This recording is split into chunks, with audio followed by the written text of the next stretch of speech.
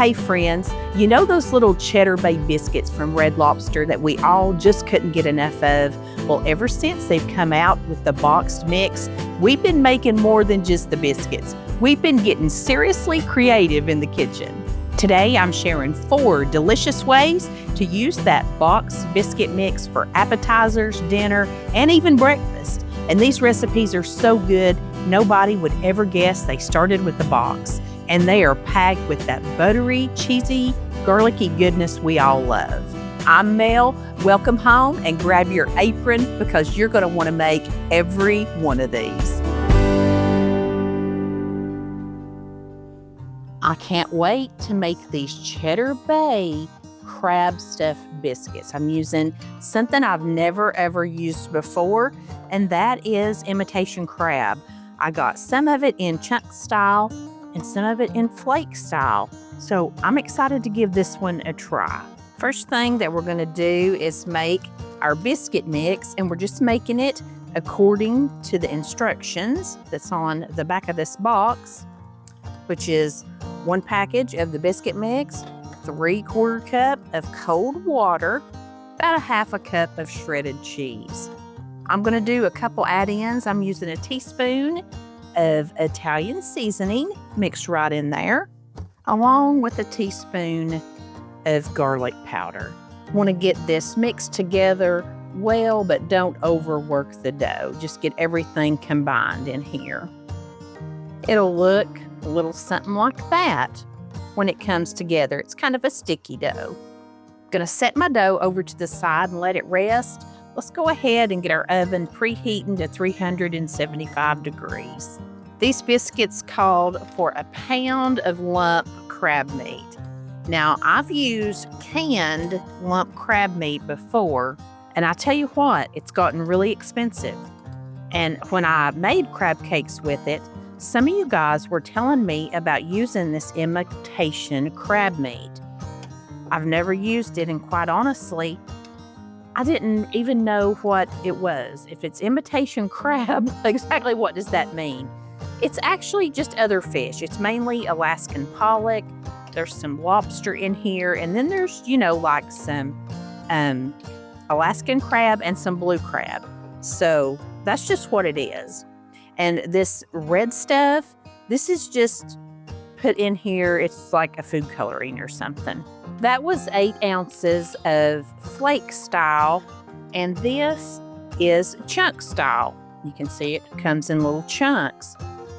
I just got that because they didn't have 2 of chunk. The chunk was what I wanted, but they only had 1, and I thought, well, you know what? I'm probably going to be mixing it all up and flaking it around anyway, and quite honestly, now that I see them, I would probably go with this flake style myself. I'm gonna have to get a bigger bowl. I used the wrong bowl for this. And I'm just taking my little mixing chop down in here because quite honestly, I would rather have mine flaked up inside these biscuits than to get like a big old hunk of meat. And you can use shrimp in here. You just need to make sure whatever you put in here is fully cooked. But you could use any other kind of seafood that you might want to put down in here as well. This seems like a lot of crab too. I wonder if I could have gotten away with just 1 8-ounce package. All right, let's get some seasoning going. I'm using about 1/2 teaspoon of paprika. I'm gonna use about 3/4 teaspoon of onion powder. I'm going to start with about 1/2 cup of mayonnaise. You can always add more, but you can't take it out. I'm going to use Dijon mustard, but I'm sure that yellow mustard would work fine here too. I'm just going to eyeball me about a tablespoon. I've got about 1/2 sleeve of Ritz crackers here. I'm just going to crunch them up right over the top of my bowl. Then I've got some grated Parmesan and Romano cheese. You can just use Parmesan. I'm gonna take about 1 cup of that, toss it in. Now let's just start getting everything incorporated here. As we're mixing it, if we feel like we need a little bit more mayonnaise, we can add a little bit more to make it kind of stick together. And you know something I'm going to do? I'm going to squeeze in just maybe a tablespoon of honey. We're going to give this a little bit of sweet, a little bit of savory action going on here. You don't have to do that. I just thought it would be a nice little thing to try out. And if you don't want this to have meat in it, you can definitely just make you a little mixture with the Ritz crackers, the Parmesan cheese, and just fill this full of veggies. Saute up a little spinach, some onions and mushrooms, bell peppers, anything like that. You could use rotisserie chicken. You could just so many choices that you could put in here. I've got me a 12-cup muffin tin. I've greased it very well. And I'm going to take some of my biscuit dough and I'm just going to plop it down in each of these little cups.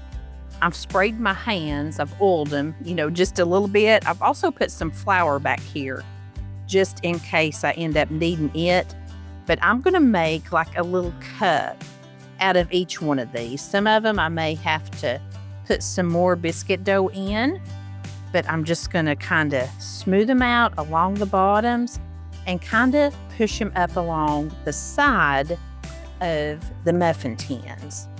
I thought about trying to do this in my hand, but that was just a big old mess. That was not working. So I thought putting them down inside the cups would make it a whole lot easier. Keeping it 100% real with you here, as I do. This is not very couth of me, but I keep this old vanilla bottle. It's clean. I use it all the time. I have a little recipe where I do tater tot cups like this, and this little vanilla bottle, it just fits down inside of here perfectly. And I'll just use it to kind of smush my dough down. Sometimes it'll get a little sticky, but you just peel it right off. And it just makes the little cups, makes them a whole lot easier. One of the great things about working with biscuit dough is it's pretty forgiving. As it bakes up, it's just gonna come right up around whatever you have sitting down inside of it. And I'm just using my little spatula to kind of bring some of this biscuit dough up the sides a little bit, trying to make them into some little cups. And you do want to save some of your biscuit dough because we're going to come back across the top of these after we get them filled. And speaking of filling, now I'm just going to take, this is a 1/4 cup scoop I'm using, and I'm just going to put a little bit of this in every one of our little muffins. And I'm probably using a whole 1/4 cup here, probably way too much. There's no way I'll be able to get this like sealed up and encased. But you know what? I don't know if I like misread how much crab, but I have a ton of crab left. So yeah, gonna have to figure out something else to do with some of this leftover crab mixture. Now I'm taking just a little bit more biscuit dough, putting across the top of each one of these. And I'm just starting with a little plop on each one because I tell you, I have filled them full and I feel like I'm running low on the biscuit dough. I think this extra crab, I may try to patty it out and just, fry up some crab cakes, roll them in some panko or something, and do something like that with them. I'm just going to use my spatula and I'm just going to try to spread this dough out across the top as best as I can. I know there is absolutely no way on earth I can spread it out and pinch it together around my cup. So I'm just going to spread it out the best I can. I always take great pride in saying that you guys are right in the kitchen with me, and you are. Very rarely have I, as a matter of fact, I don't know that I ever have like tried a recipe for the first time, like tried it out before I've tried it with you, I just always bring you right along with me. We just fly side by the seat of our pants. But, I'm not one to waste ingredients. So if I mess up, hey, we're just going to mess up together. But if you don't ever try anything new, do you ever learn anything new? No, you don't. So I'm just gearing yins up. I'm just priming yins for in case this turns out to be a big mess. Hopefully it won't, though. It can still taste good and be a big mess to make. But honestly, the recipe that I read, you were supposed to form these in your hand and then put the dough over the top and seal it up and place the entire confection into a muffin tin. I don't know who in the world thinks they can do that, but that was not happening here. Putting this in our 375-degree oven, gonna cook it for 12 to 15 minutes. While our muffins are cooking up, I'm gonna melt a half a stick of butter in the microwave. Then into our melted butter, we're gonna put this little seasoning pack that came with our Red Lobster mix. And let's give it just a little kick with some lemon juice. Give it a little bright flavor when we top our biscuits with it. I'm very much scared to take these out. They look pretty good. They actually look pretty good. Let's see if they're done all the way through. This one looks pretty puffy. Let's try it.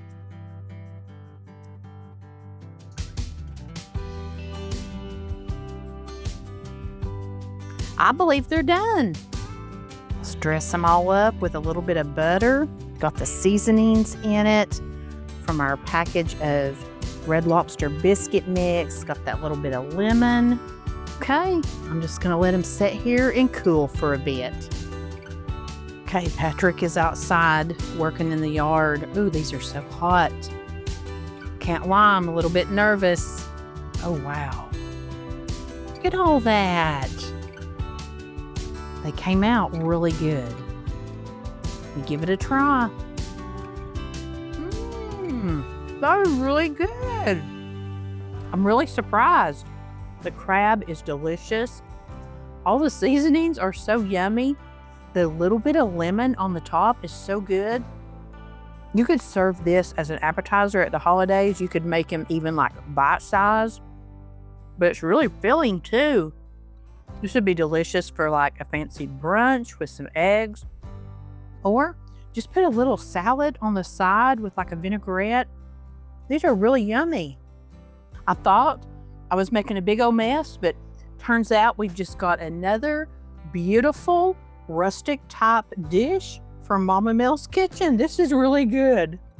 I went and got Patrick. I pulled him off his yard work because I wanted him to try these because he is the seafood lover more than me. I mean, I like it, but not like him. Looks good, don't it? Mm-hmm. Oh, wow. That's very good. You like that? Well, it's a mixture between a crab cake and Red Lobster biscuit. It's very good. It is. It's kind of confusing. Like I was tasting crab cake, but my tongue was feeling the texture of a biscuit. Is that the crab in the middle? Yes, that is the crab in the middle. It's all seasoned up, and then I put a little lemon butter over the top of the biscuits. You like that? Mm-hmm. All right, you can have a nice plate. Very good. Good, I'm glad you like them. You'll probably have you a nice plate full of them because I ended up making 12 and I still have some crab mixture left. So I guess I'll panko them up and fry them or something. Mm-hmm. It's really good though, isn't it? I was surprised. It's delicious, baby. Those little Red Lobster biscuits are good. They are. I mean, that crab just kicks it off, don't it? I know, like you just can't make nothing bad with the Red Lobster mix, can you? Mm-mm. No, very good. Good, I'm glad you like it. Today, you've seen just a glimpse at the kind of luck I have dealing with doughs and breads. And it's bad, friends. It's really, really bad. As much as I would love to make beautiful breads, I just don't have the touch for it. And quite honestly, I don't even enjoy trying anymore. But what I do enjoy is eating fresh baked bread. That's why me and wild grain are the perfect match. If you've never heard of wild grain, it's the first ever baked from frozen subscription box for sourdough breads, fresh hand-cut pastas, and artisanal pastries delivered right to your door. With wild grain, I just take the bread I want right out of my freezer, put it straight into a preheated oven. No thawing required. And every wild grain item bakes in 25 minutes or less. And it comes out of the oven warm and perfect homemade bread that I didn't have to lift a finger to make. We've had a lot of different products from wild grain. Of course, the large sourdough, the demi baguettes, the cranberry pecan rolls, Parmesan herb biscuits, chocolate chip cookies, of course, the croissants. Everybody loves the croissants. They're huge, so flaky, and delicious. You can customize your wild grain box with exactly what you want. Schedule your shipment to arrive when you want it, and delivery is free. And they're always adding special, limited time, and seasonal items to choose from too. And if you have certain dietary needs, you can customize a gluten-free box or try their new plant-based box. It's the same amazing wild grain taste, but all the products are 100% plant-based, including hard-to-find pastas and croissants. Every single item that we've tried from wild grain has been absolutely delicious and bakery quality, without me having to make a special trip to the store to buy it. And wild grain uses clean ingredients, and a slow fermentation process can be a lot easier on your belly, and it offers many of the health benefits that you don't find in the grocery store. And I love that wild grain partners with small bakers and pasta makers all across the country to keep the tradition of artisanal baking and nutritious food alive and well. This is the first time we've ever gotten the ham and cheese foldovers. Patrick said I had to cook them immediately. Just put them in the oven straight from frozen, 350 degrees, for about 25 minutes. Let them set for 5, and they are beautiful.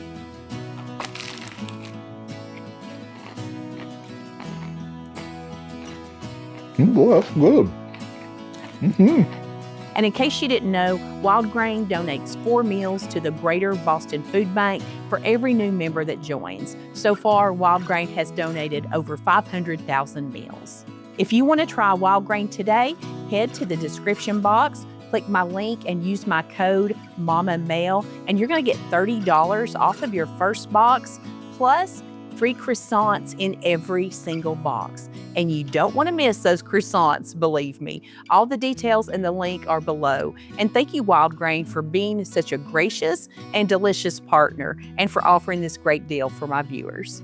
It's a Tex-Mex kind of night, friends. We're going to put our own spin on the Cattle Drive Casserole, starting with a pound of ground beef, cooking up over here in a skillet. I've seen a lot of variations on the Cattle Drive Casserole, but I thought we would make this one with the Red Lobster Cheddar Bay Biscuit mix as the base. Following the basic instructions on the back of the box, just starting with the biscuit mix, about a half a cup of sharp cheddar cheese, 3/4 cup of cold water, and we're gonna add that seasoning pack right in here too. Give this all a good little mix until we get a sticky dough to form. If you don't have the Red Lobster biscuit mix, you can definitely just use Bisquick or any store brand baking mix here. 2 cups of it with 1 cup of water should work out just fine. And you know nothing is stopping you from throwing a little cheese or your own seasonings in that Bisquick either. Let's just spray our trusty 9x13 with a little nonstick cooking spray. Just turn that biscuit dough right out into this casserole dish. We just want to take our biscuit dough and just try to evenly spread it out here on the bottom of the pan. It'll take you just a minute because it's pretty sticky. We're not going to pre-bake this or anything. We're just making a nice thin layer for the bottom. Now that we have our biscuit dough all spread out, we're going to make a little mixture, starting with a half a cup of mayonnaise. We're also going to put in about a half a cup of sour cream, about a 1/4 cup of shredded cheddar cheese, and a 1/4 cup of pepper jack cheese. Get all this mixed together. I'm gonna take a small sweet onion and dice it up. definitely using half of it. Let's see what it looks like. I may go ahead and do the other half too. Yes, I definitely want the other half of that. That onion was just not that big. Can't have ground beef and onion without some garlic. So let's throw a couple teaspoons of that in. Let's get all this stirred together, give that garlic time to get all fragrant and infused, and get our onions nice and soft. If your ground beef has got a lot of grease, go ahead and drain that out. Take your paper towel and push it around in here and get it out. Didn't have to do that today. This is a nice lean pound of ground beef. Now that we've got our onions and our garlic all softened up in here, I'm going to add in 1 can of Rotel diced tomatoes with green chilies. I'm using mild. You can use whatever flavor variety you like, but I'm not draining these. I've also got a little 4-ounce can of diced green chilies. I think I'm just going to do maybe half of this can. Sometimes green chilies make me feel bad. I don't know, they kind of mess with me, sort of trigger migraines, and I don't know, it's a little too much for me. Y'all know I'm not good with a lot of spice, but there's something about green chilies. I ate a lot of them smothered Mexican things like you get in restaurants. It has white sauce and green chilies. I really won't feel good that night or even the next day. So yeah, I'm just going to do about half of that can. I'm also putting in 1 envelope of taco seasoning mix. I love this cheesy one from Old El Paso. This has been sitting here simmering for 4 or 5 minutes. I'm going to go ahead and cut it off. You could definitely jazz this up, put you some bell peppers in here. Some of that Fiesta corn with the bell peppers and stuff in it would be really good, or just regular whole kernel corn. Black beans. Black beans would be real good in here. But I'm going to leave it just as it is. My family's kind of sick of me putting beans and corn in everything. Now I'm just going to take this meat mixture and spread it right out across my biscuit mix. Putting this on here, I'm wondering how a crescent roll sheet would stand up under this. I bet you could make this with crescent roll sheets. Now we're going to take our mayonnaise, sour cream, and cheese mixture. Get it spread out here, right over top this meat. It's okay if you can see through it. That's fine. Casseroles are imperfect, and that's what I love about them. You just can't hardly mess a casserole up. I mean, I have. I'm sure that I have. If anybody could, it would be me.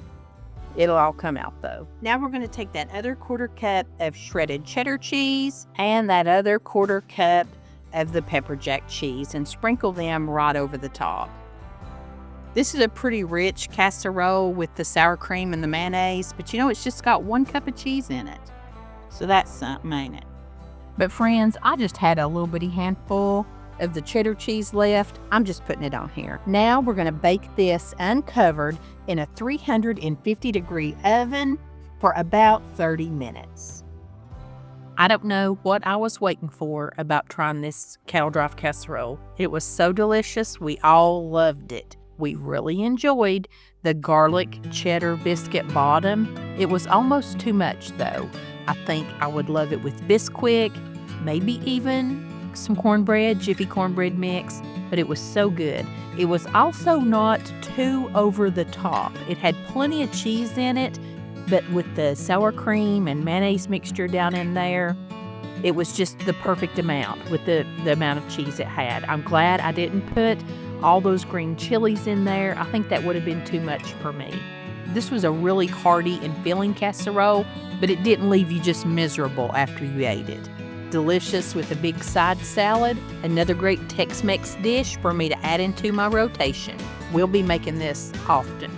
Tonight, we're going to have breakfast for dinner, but we're putting a Red Lobster Cheddar Bay Biscuit twist to it.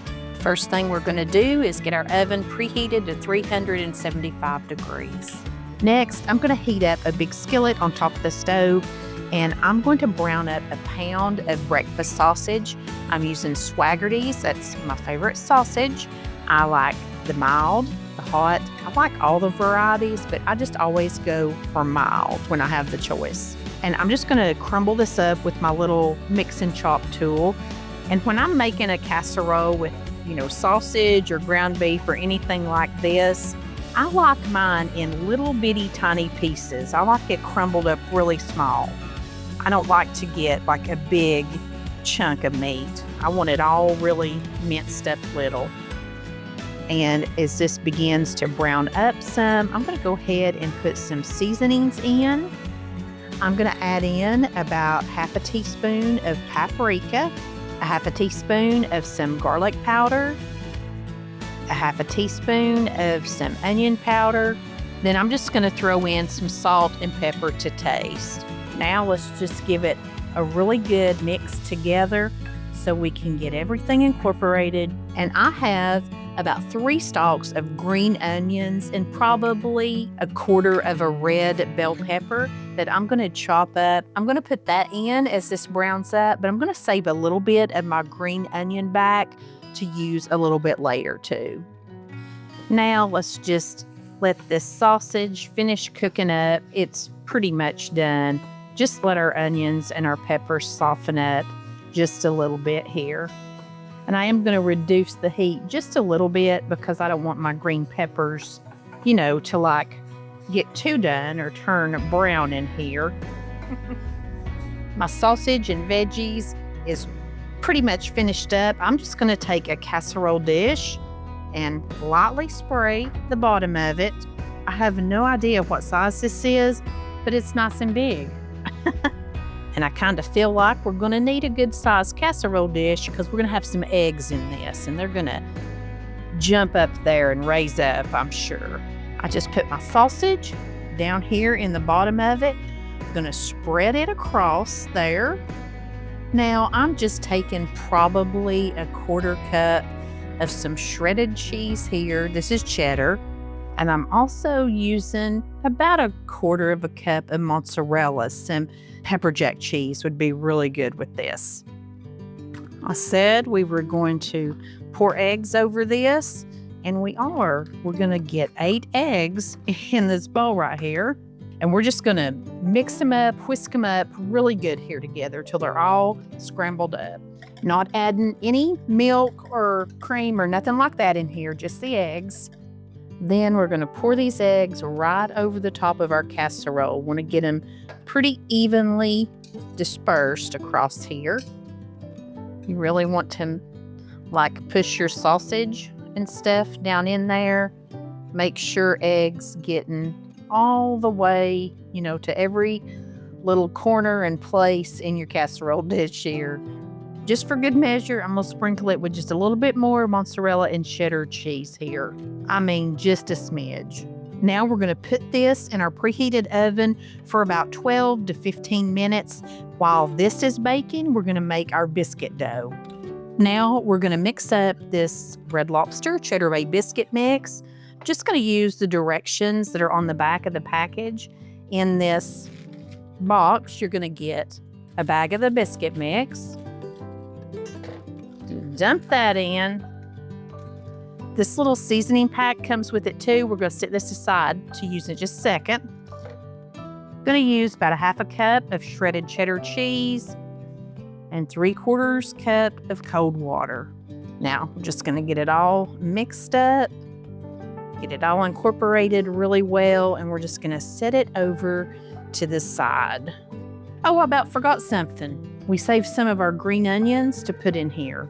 So let's get those mixed in. I love green onions. And if you didn't notice, I use the white and the green part when I'm doing green onions. Let's do a little bit more, as a matter of fact. Oh, heard a thing. For that seasoning pack, what we're going to do is take a 1/4 cup of butter. That's half a stick. Melt that in the microwave. Then just dump your little seasoning packet right down into your butter and give it a little mix.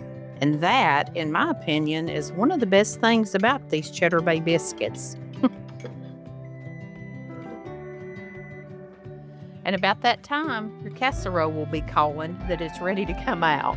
Then we're going to take our biscuit dough, and we're supposed to make about 12 this sized, I reckon, biscuits. Just kind of lay them right on here on top. The recipe that I read said to use like a cookie scoop. Well, my cookie scoop's like this. So I'm just using 2 big spoons and doing it kind of like this. So that might be too big. Let's say about 4, 6. Yeah, maybe I need to make them a little bit littler from here on out. At this point, I'm just kind of going rogue here on my own. I feel like the dough should cover the entire, top of your bake here. So I am just kind of dropping them. I'm not keeping mine individual biscuits. I reckon we'll see what happens here in about 10 minutes, won't we? Now we're going to put it back in the oven that's now reached 425 degrees, and we're going to bake it for about 10 more minutes. After 10 minutes, it looks a little something like this. As I suspected, our biscuits have risen up. They're still not completely done. We got one more little step we're going to do to them. But if your casserole dish is not nice and thick, you might want to put it on a sheet pan. You don't want to make a mess in your oven. What we're going to do now is take about half of this garlic herb butter that we've mixed up and just brush it right across the top of our biscuits as they're going to continue to bake up.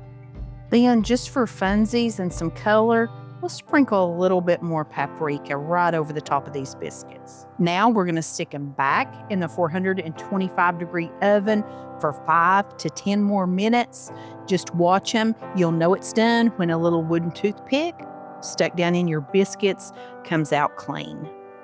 When your biscuits are completely done, we're going to use that last little bit of the garlic butter and brush it right over the top.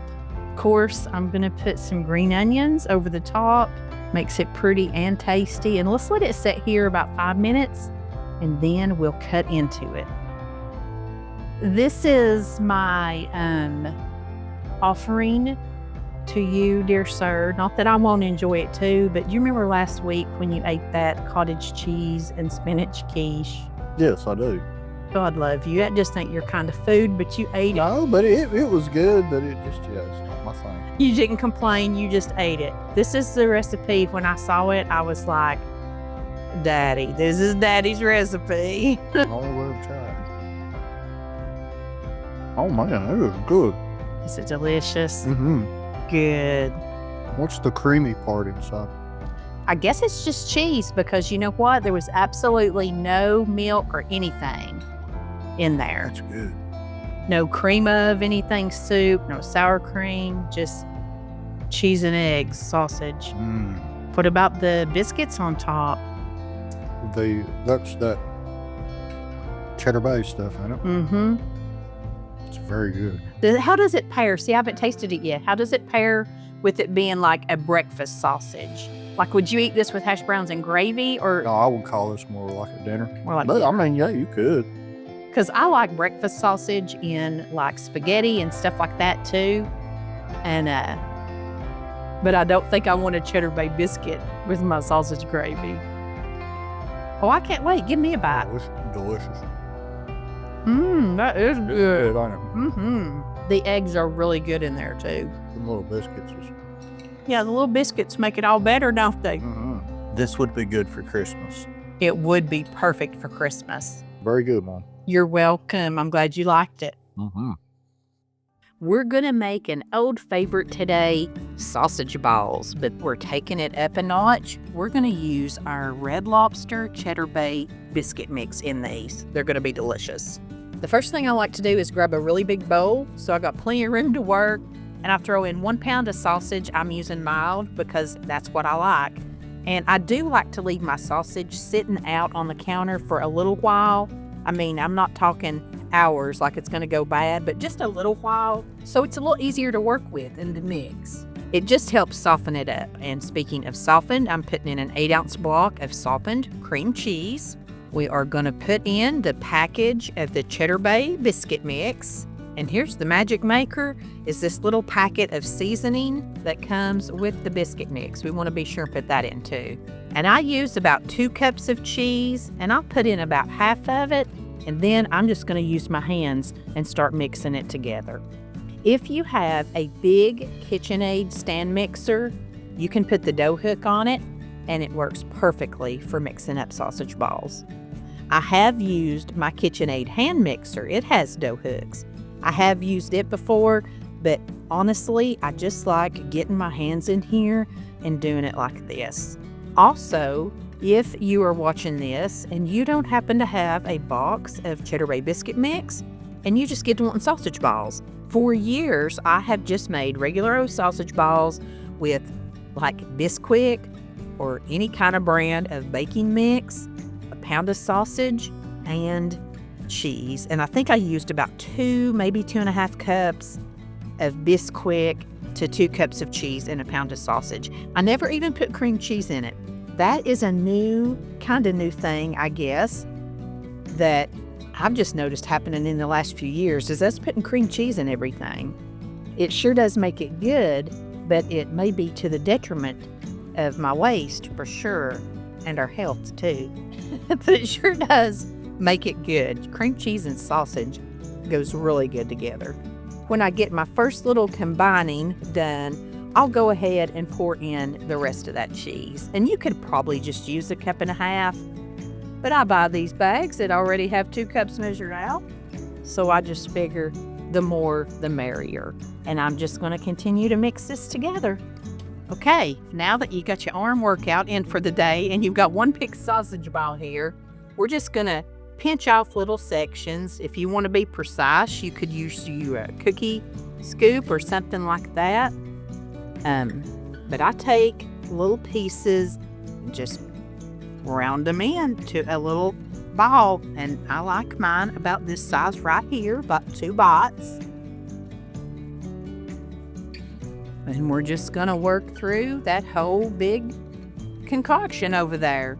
As I roll mine out, I'm going ahead and setting them here on a baking sheet. I've got it lined with some parchment paper.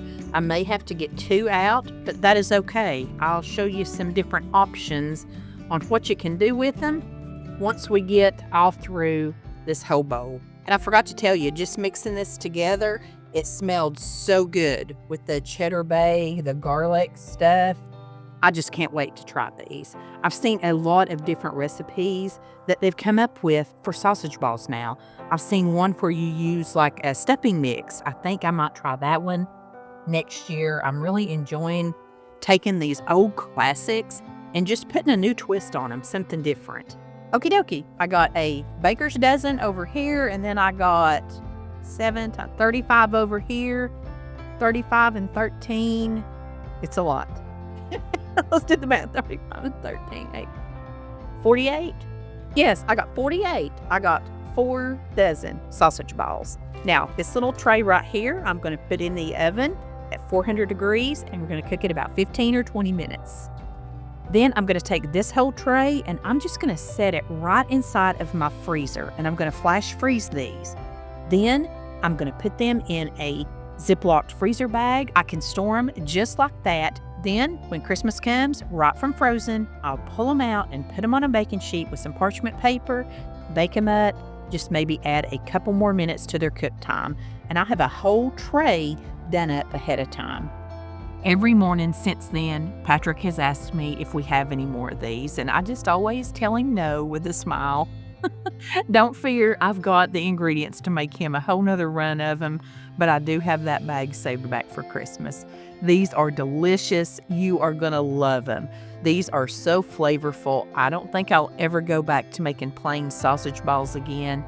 If I don't have the Red Lobster, I'll definitely be putting the cream cheese in. These were not dry at all. They were so moist and so flavorful. Mine just took about 15 minutes to bake up. I wish that I could just reach this right through the screen and give you a bite of it.